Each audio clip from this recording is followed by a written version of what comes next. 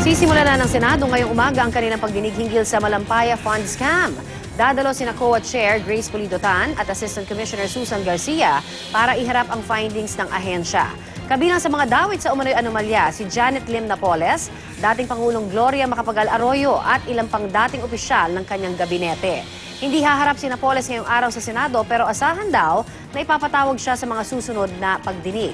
Wala ring kumpirmasyon kung iimbitahan si Ruby Tuason. Kahit kasi may immunity na ito para sa PDAF scam, hindi pa ito ligtas sa issue naman ng Malampaya.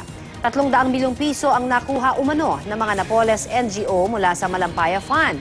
Ang Malampaya Fund ay ang kita ng gobyerno sa Malampaya Gas Project sa Palawan.